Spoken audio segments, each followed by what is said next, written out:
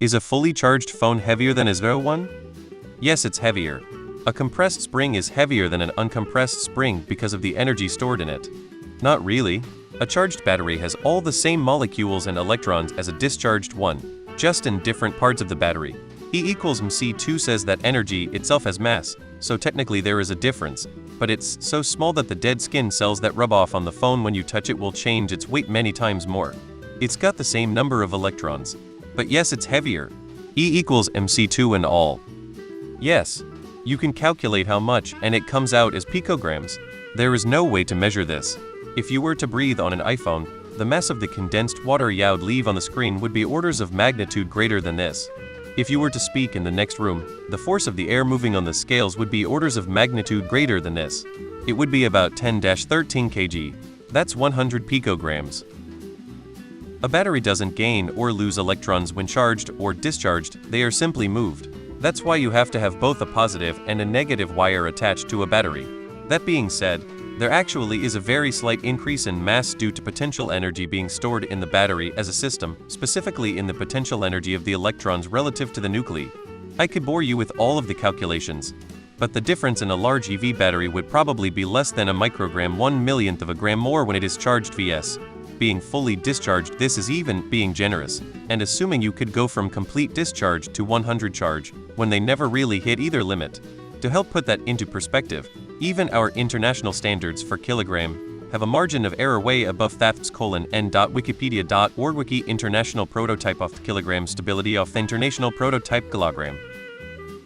Yes, but to a degree you would need impossibly sensitive equipment to detect.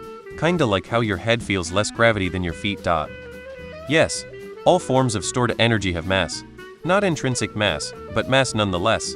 If you have some hydrogen and oxygen that you ignite in a sealed transparent tank, it will illuminate the room. But when you weigh it, it will be less than what it was before despite not gaining or losing any mass.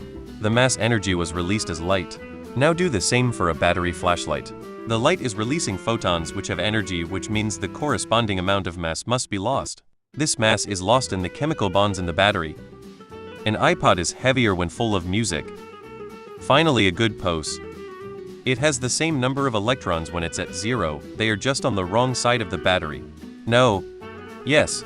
Although electricity is basically weightless, the dust on your phone screen would probably weigh more than the minuscule volts your phone can hold. Technically, yes. I don't know anyone with access to equipment sensitive enough to tell the difference.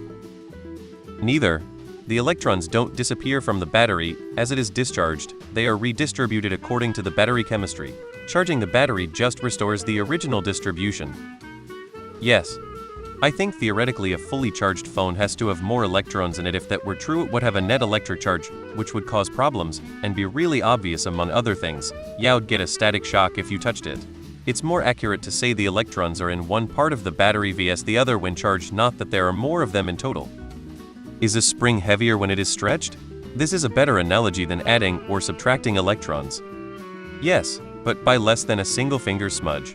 Technically yes, but not enough to matter. But depending on battery chemistry, there is sometimes a noticeable difference in the weight distribution.